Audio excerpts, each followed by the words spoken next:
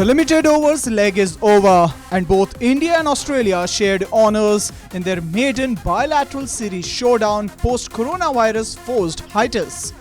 Australia took an early lead by winning the ODI series in Sydney, while India managed to avoid the series whitewash by winning the third and final ODI in Canberra. The Blues carried the momentum in the T20 International Series and won the first two matches played in Canberra and Sydney by 11 runs and 6 wickets respectively. Australia managed to avoid a clean sweep against Virat Kohli and company in the third T20 International in Sydney and defeated the visitors by 12 runs on Tuesday. At the end of the limited overs leg, both India and Australia have managed to win 3 matches apiece and 1 trophy in their bag. For India, there were quite a few positives to have come out of the series, but it also exposed some areas of concern for the Blues. Talking of the positives first, left-arm pacer T. Natarajan was the find of the series for the Blues. Natarajan made his debut in the third ODI in Canberra and picked up 2 wickets to help India win a close encounter by 13 runs. Natarajan carried on the momentum in the T20 series and was a part of the playing 11 in all the 3 matches against Australia.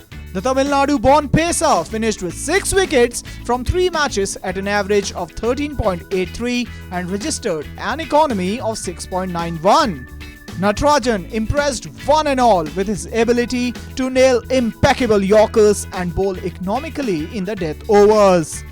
All-rounder Hardik Pandya was seen giving his Man of the Series trophy to Natarajan, who impressed with the ball on his debut in a high-scoring series. Hardik Pandya was the highest run-getter for India in the 3-match ODI series against Australia with 210 runs and unbeaten 92 runs as his best score. Pandya registered an average of 105 and a strike rate of 114.75 and smashed 15 boundaries and 6 sixes against the Australian bowling attack.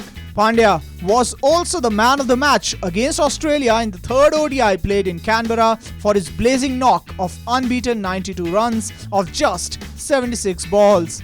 Hardik Pandya finished the T20 series against Australia with 78 runs from 3 matches and unbeaten 42 as his top score in the second T20 in Sydney.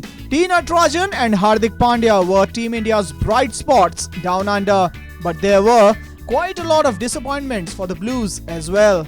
The middle order muddle continues to haunt Team India in limited overs format, with most of the batsmen failing to grab their chances. The likes of Shreyas Iyer, Sanju Samson and KL Rahul were not up to the mark with their performances in ODI and T20 series.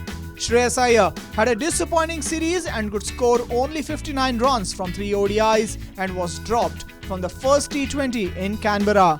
Iyer was included in the second and third T20s and could score only 2 runs from 2 outings, which also included a duck in the final match. Swashbuckling batsman Sanju Samson was included in the playing 11 for the T20s but failed to live up to the expectations. Samson, who usually bats up in the order, played in the middle and could manage only 48 runs from 3 matches. The performance of the fast bowlers was also not up to the mark in both ODIs and T20 internationals. In the first 2 ODIs played in Sydney, Australia notched up 374 for 6 and 389 for 4, and India lost both the games comprehensively.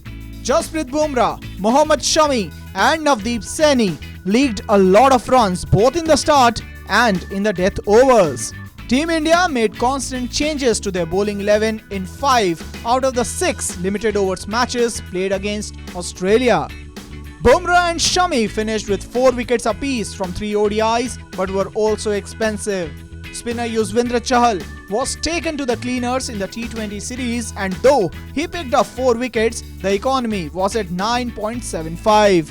Team India's fielding too wasn't up to the mark in the limited overs format. Indian fielders, including skipper Virat Kohli, Manish Pandey, Hardik Pandya and Sanju Samson dropped catches. Team India was good in patches, but is yet to produce a complete performance down under.